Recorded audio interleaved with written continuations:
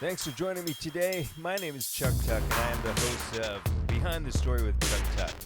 My guest today is Debbie Peterson, and we're going to be talking about her book, The Happiest Corruption, Sleaze, Lies, and Suicide in a California beach town. So sit back and listen because you're about to learn a lot of stuff about local government.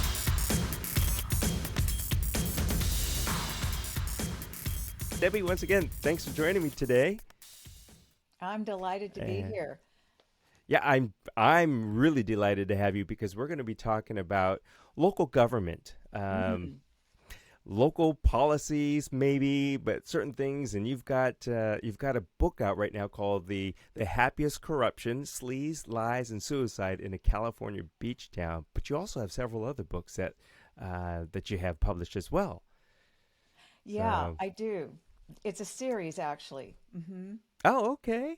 Now, before we get into the books and things like that, I was wondering if you could give a little bit of background as to who you are, maybe where you grew up, why and how you got into this politics, and especially the local politics, and then we could dive right into that sleaze and Yeah. corruption. Well, I'm going to start by saying I hate politics. I've always hated politics. I can't do office politics. I'm one of these people who just wants to get stuff done. Um, and so I find it like everyone else, the local government's very frustrating because it's decision by committee, and that's incredibly frustrating for folks, but it's also the best way to get it done. And I know you're an expert in these things, so you've probably got some helpful feedback on all of that.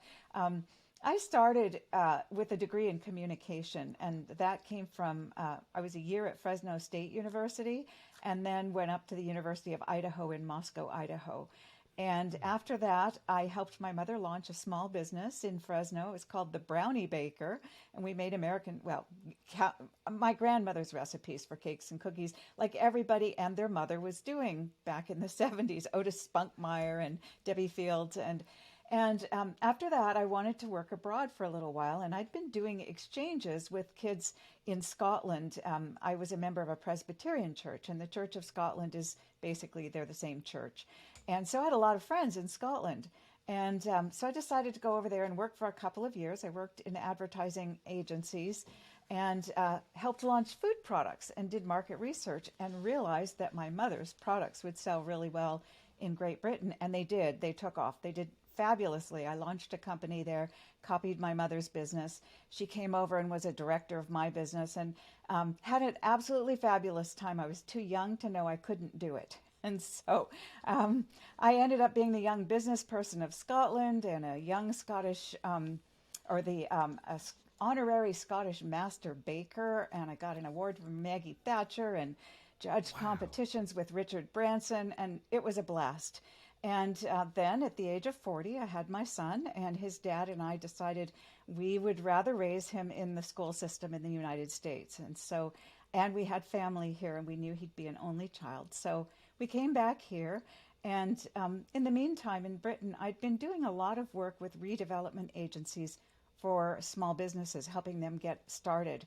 And when I'd had my own company at such a young age, I had formed a board to help me do that because I knew there was an awful lot I didn't know, and probably more that I didn't even know that I didn't know.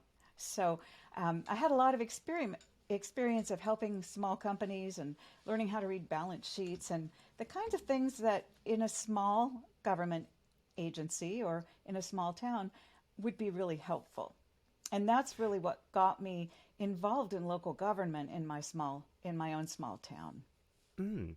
And you're talking about business and government and local government. Local government plays a huge part in the local business. I mean, big. I've got some things here. Well, the things that I really did not realize is how much the local government does for the community. And if you don't mind, I'm just going to say a couple things like planning and zoning bylaws, taxation, local business support. You've got community collaboration between one community to the next. Uh, you're also responsible for trying to find all these different federal programs, provisional programs to help out the community. Um, and really just advocating for the growth and the economic growth of that town, of the community, and that's a huge responsibility. It is, and local governments really can make or break a community business-wise because I think a lot of times I found that people on my on the city council, they said they were pro-business and they thought they understood what that meant. But if you've never run a company, if you've never had everything you own on the line, you really have no idea what it means to be pro-business and understand what it means to help local businesses. And sometimes it's very simple things. It's things like when you decide to repair the streets, how about letting the businesses know that their sidewalks are going to be blocked so that they can adjust accordingly and advertise and market and put the signs out? Or they can ask the city, would you please put the signs out? Or maybe not block it during our peak times. Little things like that where cities can really help.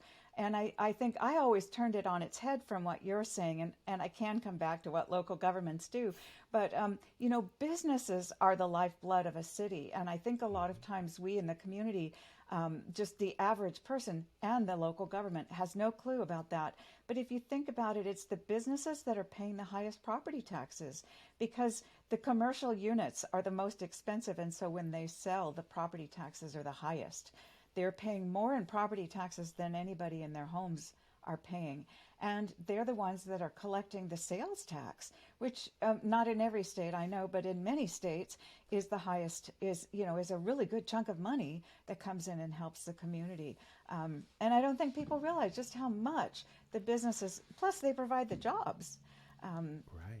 so businesses, plus they just provide um, the goods that we all want. You can get your gas. You can. So anyway, I'm very pro business, and I'm pro small business, of course. Um, and local government, in many ways, is like a small business because they run your sewer department, they run your water department, they sometimes run the gas and electricity. And if those things don't run, if your fire department doesn't run, your police department doesn't run, you don't have the really basic health and safety things that you need. And they decide whether you can build something here or build something there, and how your downtown's going to look or how your main street's going to look.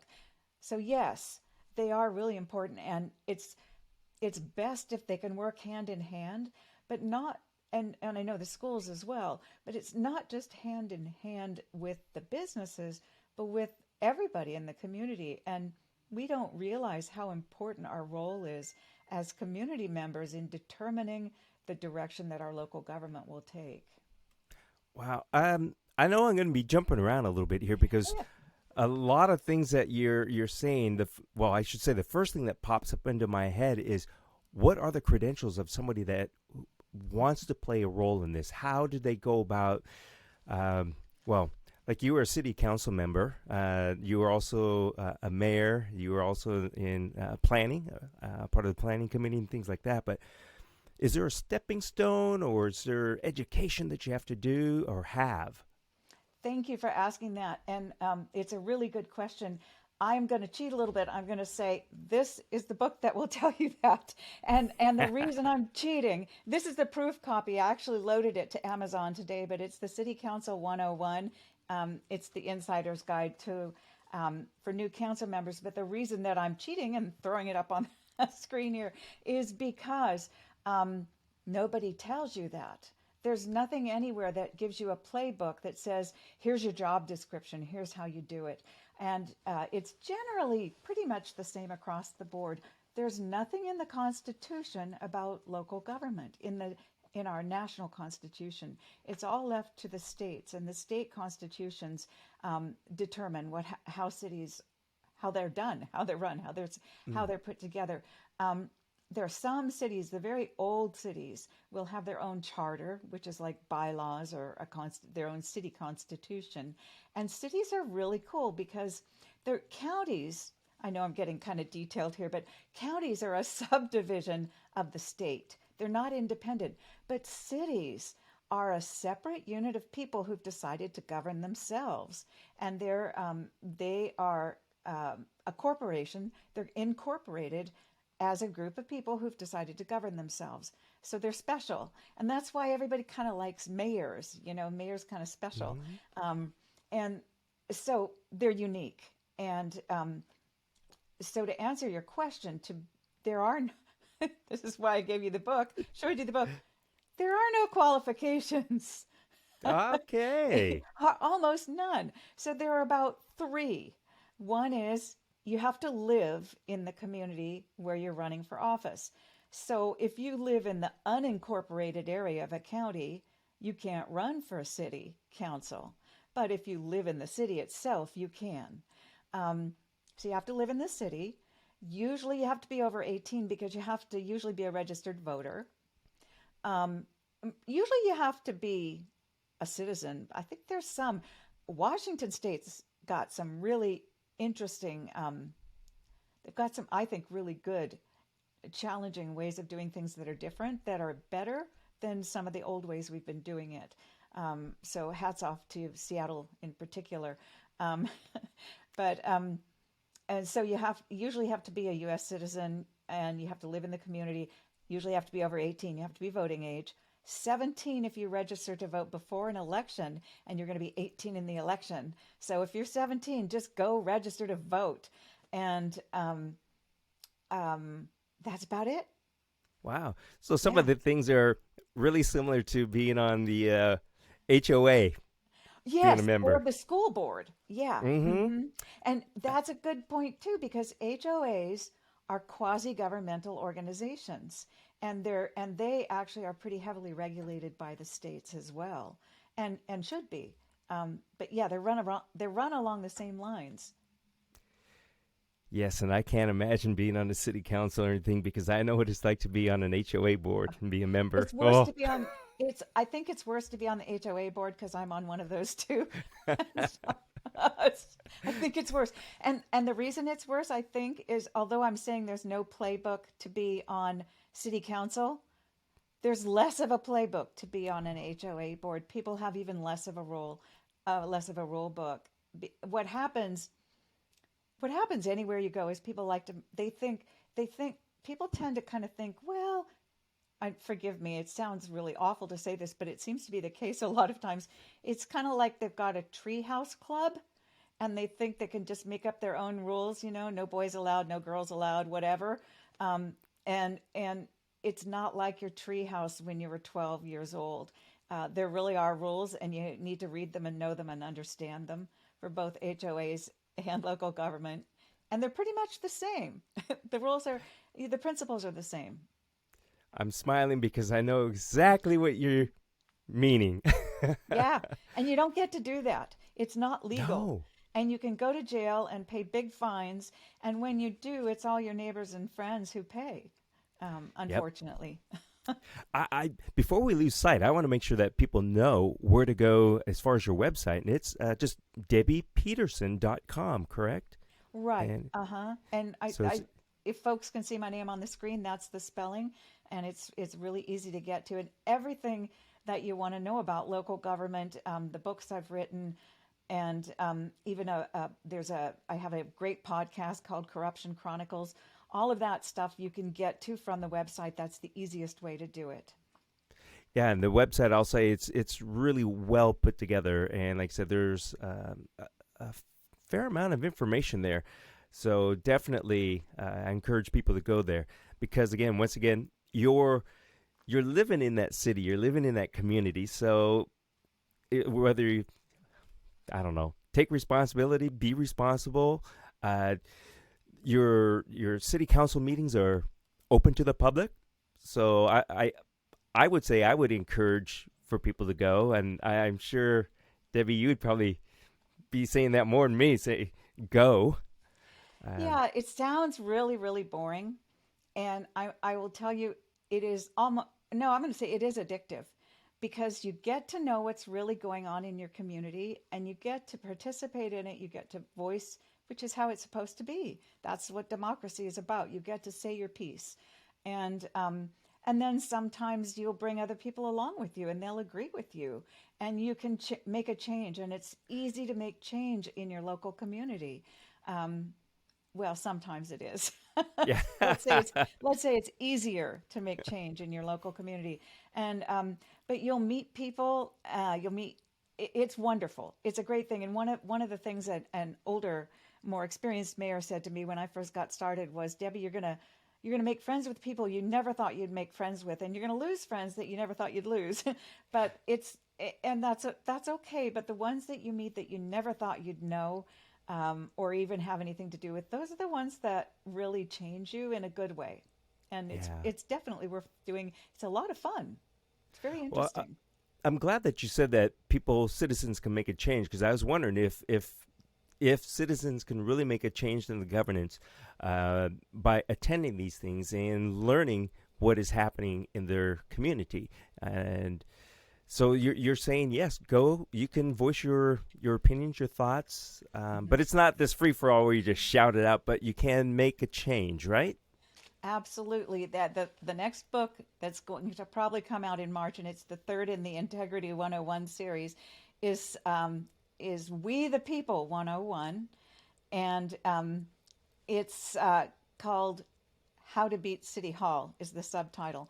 And the reason I call it How to Beat City Hall is not because I want you to go in and beat up City Hall at all. I'm in favor of City Hall, but it's because a lot of people think you can't beat City Hall. And it is not always easy, but you absolutely can, and you can make a difference. And there are ways to make a difference, and all of that's covered.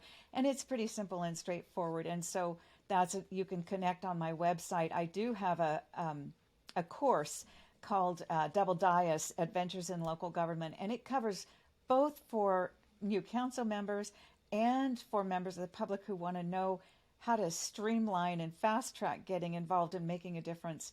And it's on special offer. It's only $97 right now, and usually those courses are a minimum of $297 or $397. So I Wow. made it less expensive because I want people to be able to do it. And you can buy it and share it. I don't care. I just want people to have an opportunity to do it. Or you can read the books. You can, and if you go to Corruption Chronicles, you'll find the rest of them. But anyway, I do. The point is that at local government, yes, you can make a difference. You can get involved. No, you can't go in and jump up and down and holler unless you do it in your 3 minutes. There's usually an opportunity during public comment where you can say anything that's within the jurisdiction of the city and mention it. It's not a give and take because it has to be on the agenda to talk about it. Otherwise, it doesn't give all the rest of the people an opportunity to be involved. It's a surprise, and it's not supposed to be a surprise. We're all supposed to Hmm. know what's there so we can all take part. And you should also be able to comment on every single thing that comes up on the agenda.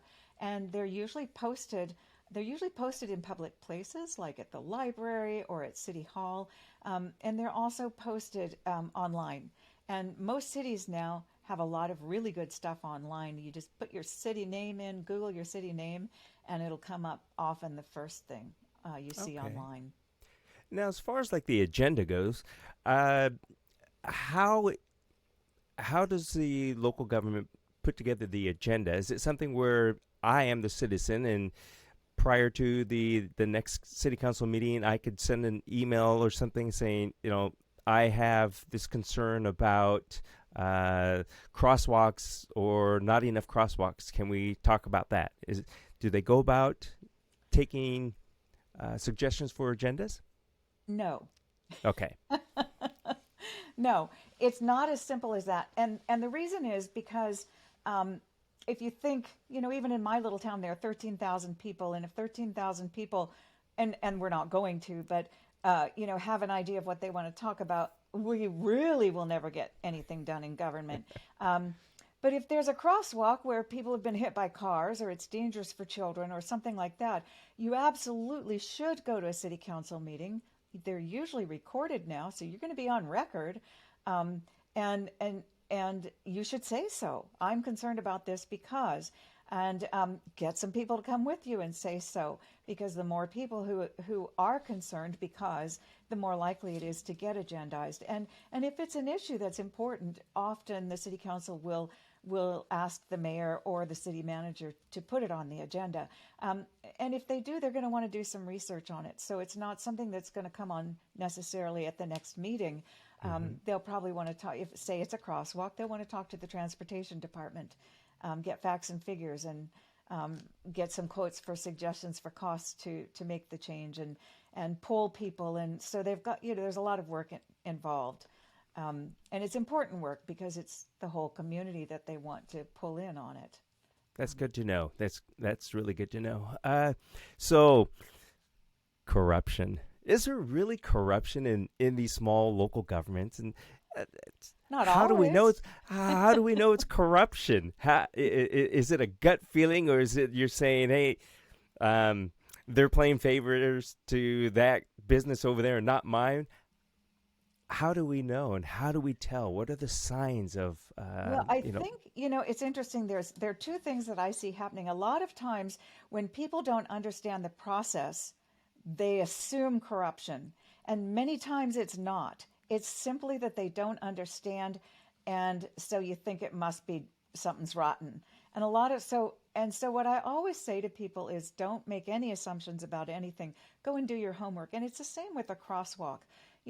There may be a reason there's not a crosswalk there, or it may already be in the works.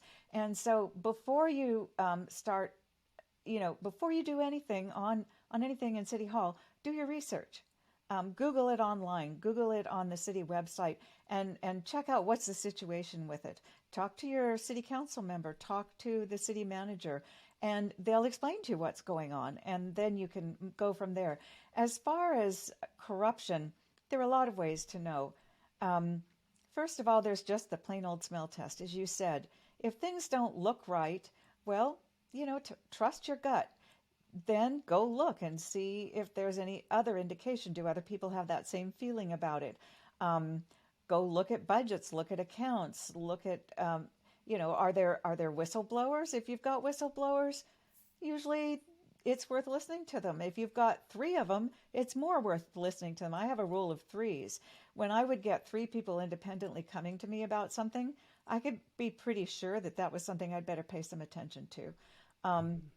And the other side of it is that we don't want to believe it. You love your little town. You love your big town. You usually like where you live. You're fond of it, and you don't want to think ill of it. And besides which, then there's a lot of stuff you have to do, and then it's kind of scary. So we really, a lot of times, we'd really rather not know. And Mm-hmm. the thing is, we have to know, because if you don't know, the average person pays $500,000 in taxes in a lifetime.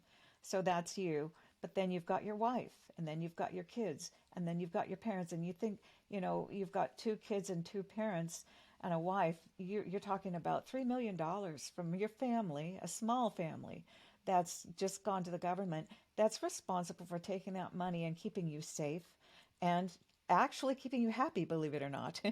And that was in the Constitution, a pursuit of happiness. And it's something we should write her on. We don't give that much money to anybody and not pay attention to it, except the government. Which is the Oh one wait, that's thing, corruption. yeah, which is the one thing that belongs to us. You Mm-hmm. know, your pension, the fund it goes to, doesn't belong to you, but your government belongs to you, and we are responsible for that. And if we don't like it, then we better go do something about it because it does belong to us. Nobody else is going to. Yeah, It's our and job. and I'm glad you used the word whistleblower, because I wanted to ask you about that, whether you call it a whistleblower or you just have questions or doubts. And I think sometimes we hear what happens to whistleblowers on the big scale. So Hmm. now all of a sudden people are afraid of repercussions and things like that. Should they not fear that? If they have a doubt, like I said, should they investigate it first and then bring it up and then ask maybe their neighbors or their friends, do you feel the same way, or are you seeing the same thing, and then maybe approach city council or something? Or how? Always investigate it first. Because for one thing, it's not fair to make accusations unless it's correct. Mm-hmm. It's not, well, and also, people are innocent until proven guilty. That's something else good thing we have here in this country. And so you don't want to slam someone or hurt someone's reputation, either a person or an agency, if you don't have a really solid case for doing that. And so you definitely want to do your homework first. Um, and yes, there is huge power in numbers, and that's really what it takes to get anything done. And especially where there's corruption, of course, you can believe there's going to be pushback, and a lot of it, because if people are corrupt, they want to protect what it is they want to first of all protect whatever money making system they've got in place. Number one, and number two, once they've got this money making system in place, they want to make sure that they don't get caught. So there will be pushback, and it takes courage. And sometimes people make a choice just to let it slide. But when you let it slide, it gets worse and worse and worse, and they get stronger and stronger. And that $3 million coming from your immediate family goes into their pockets. And when there's an earthquake, your house burns down because there's not enough firemen to come when the gas leaks from the gas heater, Yeah. or the hot water heater. So it eventually comes back and bites you or your neighbor or your family. So unfortunately, it's cheaper to deal with it in the long run in terms of the social cost and ultimately the cost to your friends and family and neighbors. It's actually cheaper to deal with it, but it takes courage, and it takes a Yeah. lot of people. Yeah, courage. I think, like I said, that's that first step. We all remember Wizard of Oz. Courage. Oh You got yeah, to have that courage, like the lion. courage, Um, heart, and a brain, and it does. It takes courage, heart, and a brain. mm-hmm. Yeah. Yeah. So follow that yellow brick road. hmm Well, uh, there's so much truth. I got goosebumps talking about it. You've got me going there. There's so much truth in that. Watch that movie and then go do it. exactly. Yes, I watched it the other night. Yeah, it really, that movie, I used to watch that every year as a kid in Kansas City at my grandparents' house. And of course, Kansas City was one of the most corrupt places. But they turned it around. I love the story of Kansas City. They turned it around.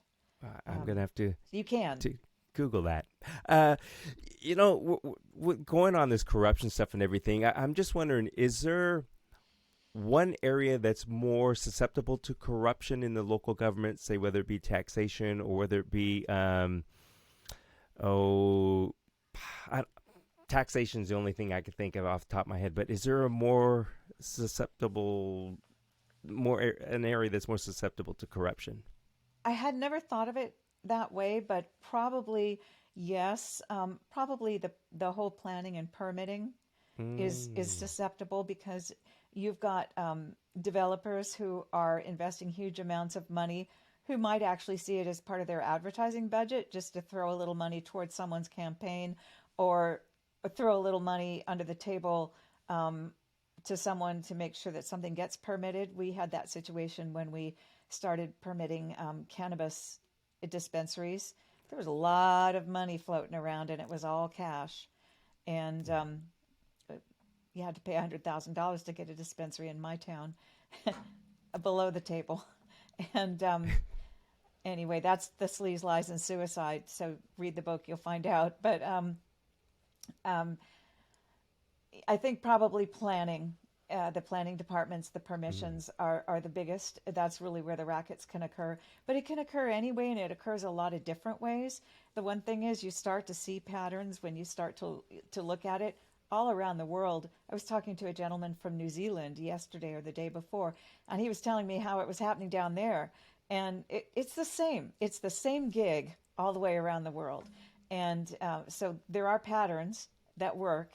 And with some people, they're just, for instance, here, I mean, it's crazy.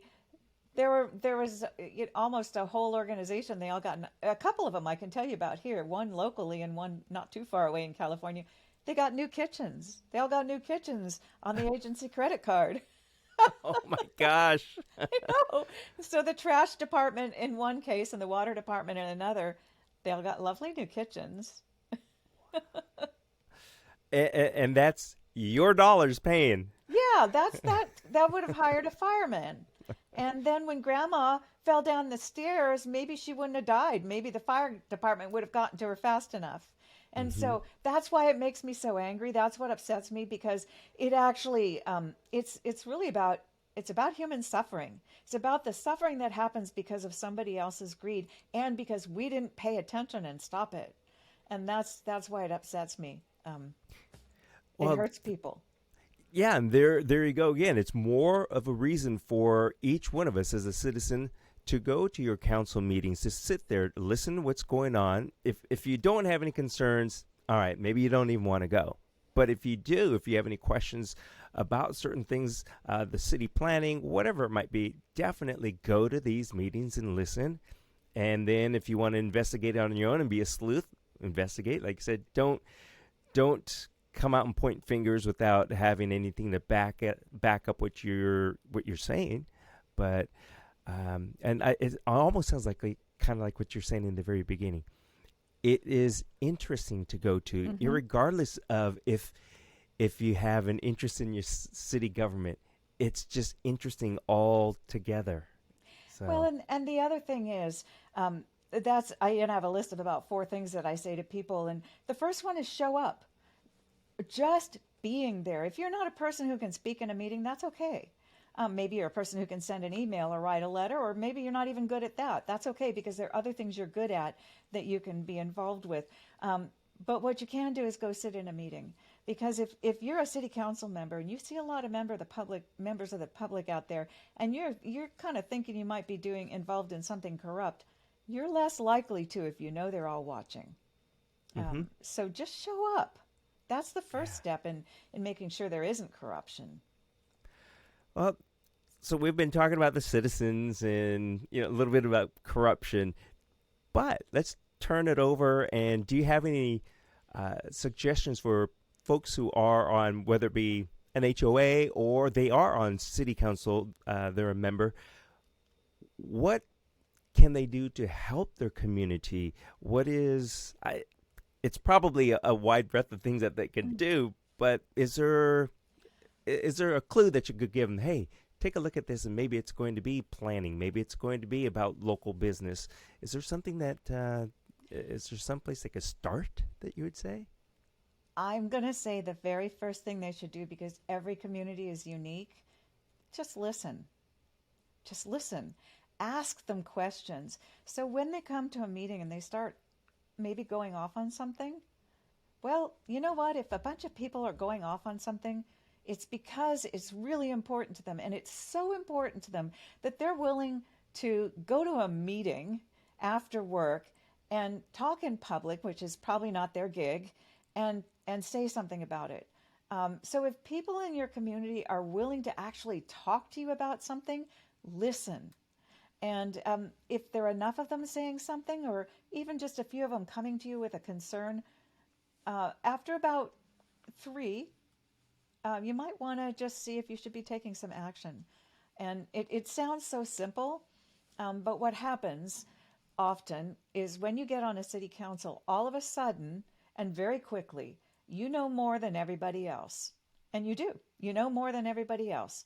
And everybody else begins to be a pain in the backside, which is how it feels to everyone who works at City Hall. Oh no, here comes that person again. I got to answer more questions because you just want to get on with your job, or you're a city council member. It's kind of a volunteer thing. But the thing is, those questions often will give you a new idea or a new way of looking at things or a new way of explaining things. And when you listen, usually you end up getting the job done better, better for more people. And so it's the most critical thing, two critical things. Number one, listen. Number two, ask questions. Okay. It's too easy, I know, but it's It's actually the hardest. The two hardest things you can do are the two easiest answers I can give you. and so often, um, what we're looking for is right in front of our nose, and like I said, that goes along with some of the most difficult things are actually the easiest things to Mm-hmm. do. Um, so this is really um, it's not so odd, I think, to folks like me who are out here and we don't know much about city council and things like that. Money and pay. I mean, a lot of times I think people think, oh, they make enough money. Why aren't they doing that? But it's probably not true, especially for the amount of work that um, a city council member has to do. Uh, is that a fair statement to say? Well, all the cities get to make their own rules about how they do it. And I shouldn't say the cities, it's the voters who make the rules about how they do it. Um, and some city councils are very well paid. In Los Angeles, last time I looked, they're paid over 200,000 a year to be on the LA City Council. I think that's too much. They're paid more than the president. That's ridiculous. It is ridiculous, and I think it's a violation of the public trust. Um, Originally, it was envisioned that people would go do be involved in local government for one, two, maybe three terms, and then they would go back to their work, and it would be their public service. And so, in my little town, starting in 2008, I got $300 a month. I got no benefits, just $300 in my pocket. That was it. And I had to pay my Social Security and stuff on that, so it wasn't really 300 in my pocket, but it was 288, I think. I didn't have to pay too much on it, and um, and that didn't even cover my auto expenses because I had to travel all over the county to meetings. But that's okay because that's not why I was doing it. It was a public service. It was serving my community, and so it absolutely wasn't a money making proposition. And I did that for well, it was I didn't get anything when I was on the planning commission for 4 years, and then I was elected to the city council. I got 300 a month. So no, we're not being paid well, and most of us are volunteers, as it were. That's good to know because I Mm-hmm. think a lot of people out there assume that everybody on the board made money, and like I said, Mm-mm. oftentimes it's a volunteer position. It may not be full time. You have another job. Again, very similar to your HOA Ugh, members there. You make no money. It's just mm-mm. something that you do, and you meet your monthly meetings, or sometimes it's more than that, and you deal with all the concerns. So, thank you for answering that. Now, I want to go back to your book, if you don't mind, Mm. and maybe a little bit more about how you came about this title, "The Happiest Corruption." That's that bold, and then of course Mm-hmm. it says "Sleaze, Lies, and Suicide" in a California beach town. But how did you come up with that, "The Happiest Corruption"? In 2011, Oprah said that our county seat of San Luis Obispo was the happiest town in America, and it is a wonderful spot. And maybe people are a little too happy and they're not paying any attention, and that's how corruption thrives. And when no one's paying any attention, if someone's an opportunist, they will do whatever they can get away with doing. And no one's paying any attention. They just keep doing and get better and better and better. So we have the happiest county in the country. And according to the FBI, one of the most corrupt. Maybe not number one, but not far from it. Number two in some cases. So depending what kind of corruption you're talking about, and it's a very safe little county. We don't have that many car thefts in that, or we have almost no murders. So it's safe from that point of view. But in terms of white collar corruption, there's a great, great, great deal of it. Um, Wow. yeah. So that's the happiest corruption. And then the sleaze, lies, and suicide in the California beach town. Um, that's really what I found. And the suicide was a county supervisor who the FBI were raiding because he was accepting bribes. And he, when the FBI went to his house, he eventually committed suicide. They were in his house and his office, and I guess he figured that was the best way out. Um, Wow. and I don't know, maybe it was. Um, This book sounds really interesting. what was So, that? this book of yours sounds really interesting. It's got characters in it that are fascinating, and I would love to see it made into a Netflix or a movie or a series or something because it's got all the characters. It's got the little old lady with the picket fence who comes to all the meetings and speaks up, and it's got the firefighter who's the activist, and it's got them all. It's got the surf riders who are complaining about the sewage in the ocean when they're trying to surf, and it's got everybody. It's got all these characters. It's fascinating, and they all got together, and they're all very, very different people, but they got together because what they wanted was honest government. And that's how it works. That's how you get it. You all get together. Well, you all heard it. I mean, if you want to make change, you all get together. You all get So, together, yep. and you all get together, no matter how different you are, and that is the beauty of it. We had people who loved Trump. We had people who couldn't stand Trump, and when we got together to launch the book, they were all in my living room hugging each other. You don't see that. Yeah.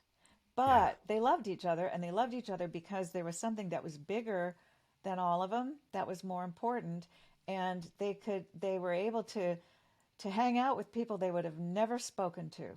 And there were other extremes. You know, you get all the extremes. You get the race, the religion, um, all those extremes. I don't even like the word diversity because I think the important thing there is the unity Hmm. of all the people and diverse opinions, diverse of everything.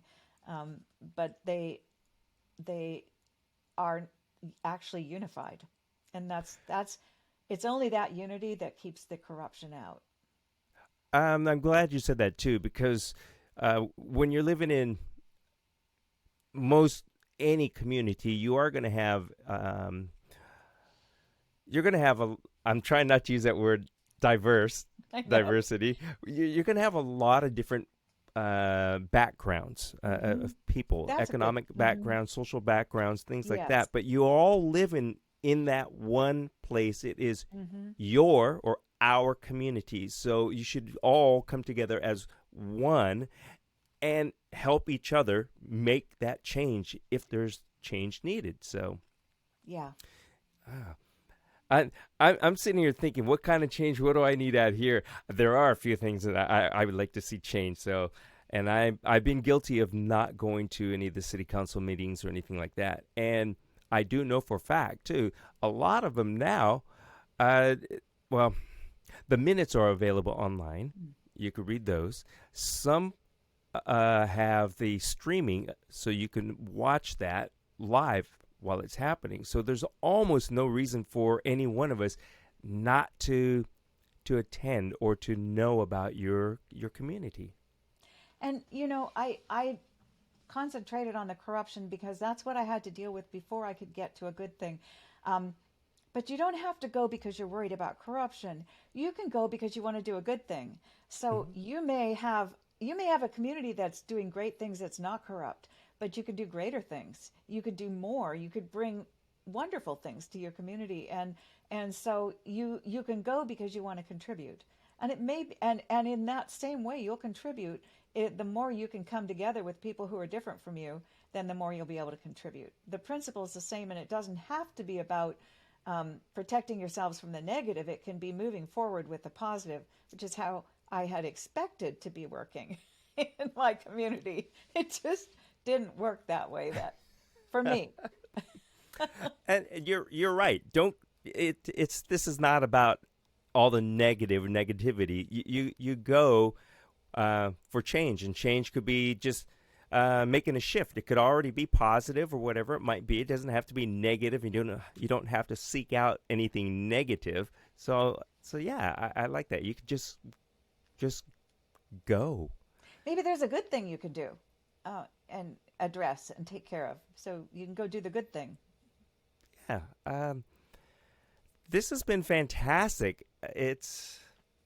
I've learned a lot, and it's been a very comfortable conversation, and just really listening to your experience and really knowing what I need to do to help make change is refreshing. Hearing it from somebody who is on the other side, who is taken a lot of the crud. Can I say crap? A lot of the crap. Hey, Oh, it's my yeah. show. A lot of the crap that is given to you or to a council member or a mayor. So it's good to hear information from you. That's the most important thing is that we should be working together. So it really works not just when different diverse members of a community work together, but when the city council and the public and city hall are all working together on it. Is it works much better when we are working as a community together on it as a team. Well, okay, that's what we need to do. Thank you so much. I hope you found this to be an informative podcast with my guest, Debbie Peterson. Remember, go to debbiepeterson.com. She is the author of The Happiest Corruption, Sleaze, Lies, and Suicide in a California Beach Town. You can also find on her website her podcast, The Corruption Chronicles. And for me, I'd like to say thank you for always coming back to the podcast and to support our podcast. Please remember to like, share, and comment. Until next time, have a great day. Bye-bye.